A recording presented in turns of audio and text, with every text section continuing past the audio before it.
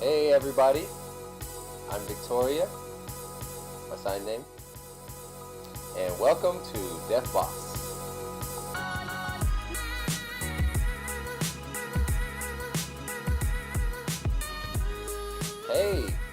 Hey, how's it going? I'm good, thanks. How are you? I'm doing great. So I'm so very excited to have this interview with Nico. This is his sign name.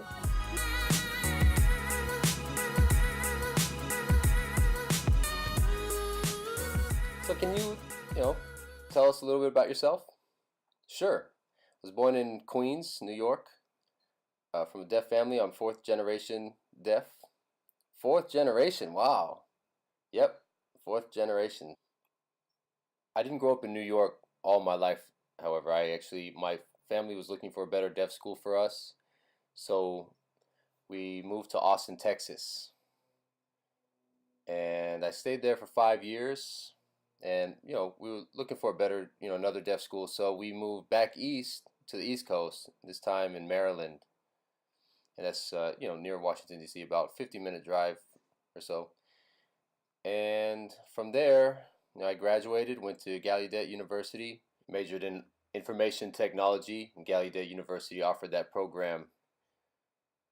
So I graduated from Gallaudet in 2012 with a bachelor's degree, and I started working for the government, the Department of Treasury, as an IT specialist. So I've been there for 6 years, and I've been DJing for 8 years, going on the ninth.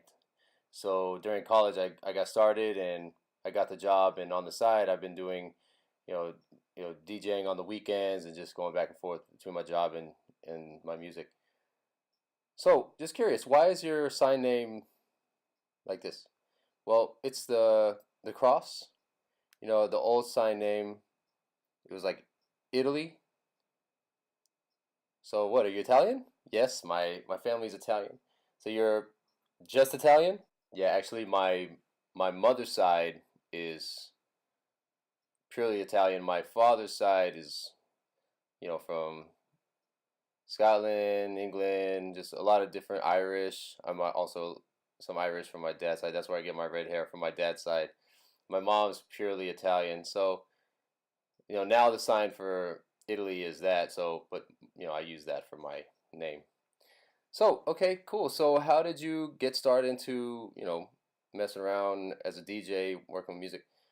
Well, growing up, I always loved music. It was always my passion. I would listen to music almost every day, and I'd go to the club and to the bars. I tend to, just kind of, see the music, experience the music, and I'd request certain songs, and I noticed, people would, start dancing, and me, communication wasn't easy for me, so I'd just be writing back and forth. I'd use my phone, and I'd ask them to play some music, and they say, yeah, we will, and they didn't get around to it. So, but when I played the music that I wanted, it was a hit.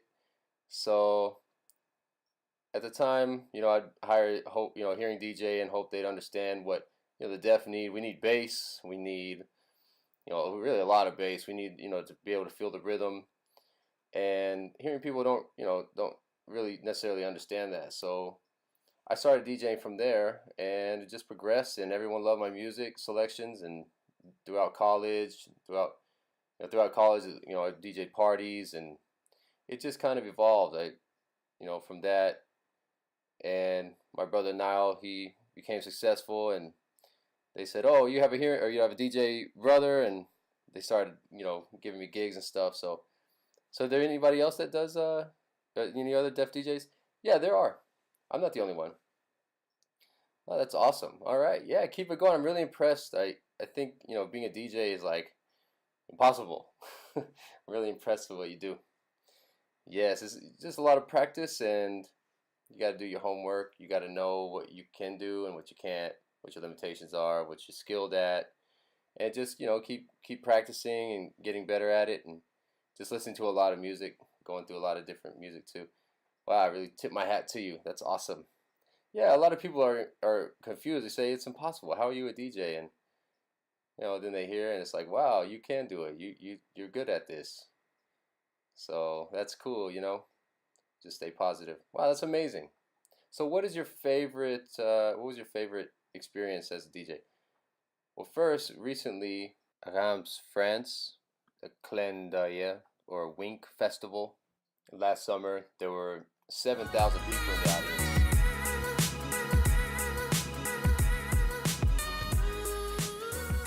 I DJ'd in front of it was like so many thousands of people. There was a lot of deaf people, a lot of hearing people that were new signs, and it was just really awesome experience for myself. And just standing alone in front of all those people was incredible. And there was nobody, like, there was no other sets, it was just me.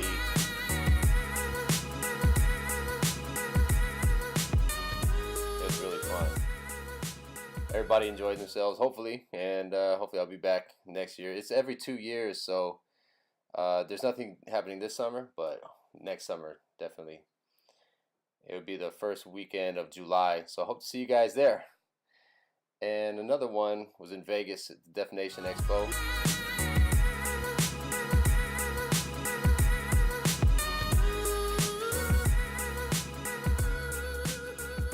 Yeah, it was at the Hard Rock Cafe, and it was unusual. It was during the week, but it was packed. It was super awesome. It was a pool party. Everyone had a great time, and so did I. And people were kind of confused. The people working there in Vegas, they're like, "Wait, you're really good. You're better than some, the DJs that we have here." And I was shocked. It's like, no, that's impossible. And you guys, I mean, Las Vegas is so popular. You'd think that all the DJs are incredible. So that really was a self-esteem booster for me. It was great. Oh wow, I'm getting chills. So just curious, when you set up the sound and all the equipment before people come, like what's your typical setup look like? Well, I know my stuff. I have my own equipment. I set up maybe an hour and a half, maybe 2 hours before. So as I'm setting it up and I mess with the sound, I put the bass up loud so that when I play the music, I actually I walk back into where the crowd's gonna be, and I try to hear it. And if I can't really feel it, then I'll adjust it more, and then I just leave that, the bass up and leave it, the volume up loud enough so that I can't when everyone's there, I can't walk through the crowd and see how it is. So I actually am prepared before, and I ask the clients, what are your preferences, what times you want to start, just I arrange everything there, and I try to accommodate what the client needs, and I set up an hour and a half, 2 hours before, and it's not really that hard. It's just one issue I have is with the microphone, I can't hear it. So sometimes I'll be adjusting the sound. It's just the microphone is always difficult for me. I ask the hearing person how does it sound, and a hearing person, like the people will be like, yeah, it's great. So cool. That's how I do it. Awesome. So what music do you like to play the most? Well, I like rap, hip hop, reggae, Hispanic music, pop. Sometimes I do R&B, house music. Really, I just there's a whole spectrum of music, but my favorite are the 2000s, the 90s, 2000s hip hop. And it's still good music now, but mostly I prefer the 90s and 2000s. So what kind of headphones do you use? The earpiece or the actual headphones that cover your ears? Well, I actually like the ones you put in your ear because I listen to them all day, and with the big headphones I start sweating, and it's like I gotta take them off to get some air. The funny thing is, as a DJ, I use the big headphones that cover your ears, and then during the day I use the earpieces. Because that's the appearance of the big headphones is more professional. But some DJs use the earplugs that you put in, but as a DJ, trying to dance or trying to get into the crowd, I have to put down the earpieces, and I have to find them and put them in. The big headphones are easy to put on, and you prepare for the next song. So my signature golden big headphones are that's my thing when I I'm actually DJing, but I like to use the earplugs. Nothing really fancy. Oh, that's cool. So just curious, what was your experience like in high school? Well, not a lot of people know about that, but I do post sometimes like a throwback Thursdays on Instagram. I talk about my high school years, and I wasn't really into sports that much. I did play basketball, but I wasn't like starter in the sport or anything. But I just like to skate, a skateboarder. Not really doing like extreme tricks or anything, but I like to just cruise. I had a bunch of friends that we just cruise around and get together. Besides skateboarding, in school I was on a volleyball team, the men's volleyball team. I started in sophomore all the way to senior, and I really loved it. It was so fun, just being a part of the team and just feeling the vibe of that. And my hair wasn't short either; it was long. What? You had long hair? Yeah, yeah, my hair was long. No way. Yeah, I used to. It was a fad back then. It was really popular. Well, it's coming back, so yeah, that's true. It's coming back. You could tie it back. No, it's not for me. No more. Oh, it looks so good if you tied it back. No, I like it the way I am. I'm satisfied. I don't mess with the long hair anymore. It just wasn't really for me. Wow, that's cool. So how would your friends describe you in like the three things? Well, I think the first thing, I have a sense of humor, and I always love dancing. Everybody knows when there's music, and they always look at me, and they know that I'm gonna show them some moves on the dance floor, or just lead the crowd to dance. And I'm really friendly. I love people. I love meeting people. I'm always smiling, easygoing. Wow, that's so awesome. I'm so glad we had this interview. Thank you for the opportunity to, give me the chance to interview with you. And well, you're more than welcome.